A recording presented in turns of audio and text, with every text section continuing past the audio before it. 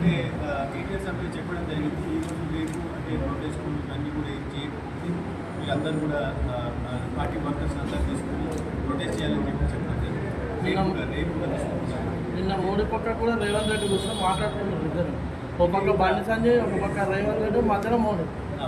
అంటే ఇంకా ఏంటంటే వాళ్ళు సరే మన స్టేట్కి వచ్చినప్పుడు కూర్చోవాలి తప్పదు, కానీ ఇట్లాంటి సిచ్యువేషన్లో వాళ్ళు అంటే ఫ్రెండ్లీ ఉండకుండా అంటే సీరియస్గా పనిచేయాలని చెప్పి ఏదైతే ఫుడ్ చట్టం ఏదైతే ఉందో దాన్ని ఇంప్లిమెంట్ చేయమంటున్నాం. వేరేది ఏం ఎవరి మీద మాకు కక్ష లేదు, మా కేటీఆర్ సార్ కానీ ఎవరు కానీ మాకు కానీ వాళ్ళ మీద కక్ష లేదు. అంటే కనీసం ఇట్లాంటివి చేస్తే వేరే వాళ్ళకు కూడా భయం దొరికితే అనేది ఉంటుందని ఉద్దేశంతో మేము చెప్పడం జరుగుతుంది. ఇప్పుడున్న సిచ్యువేషన్లో సైబర్ క్రైమ్ దీని కింద వీళ్ళు ఏం చేస్తున్నారు, హనీ ట్రాప్ కేసు అని దీన్ని డైవర్ట్ చేయడానికి ప్లాన్ చేస్తున్నట్టున్నారు. మీరు దాని మీద మీరు స్పందన?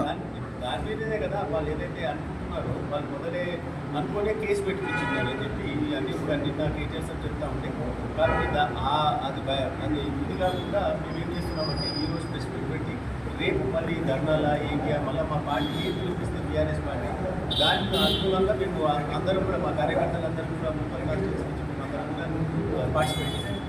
నా కొడుకు ఏం తప్పు చేయలేదు, మిగతా రాజకీయ పార్టీలే నా మీద బుద్ధ చదువుతారు, రాజకీయంగా నన్ను పైకి ఎదగనిస్తలేరు అనే ఉద్దేశంతో నేను బాధ్యతని స్టేట్మెంట్ ఇచ్చింది. వాయిస్ ఇచ్చాను ఫేస్బుక్లో కూడా చూసినాం మేము అది కూడా.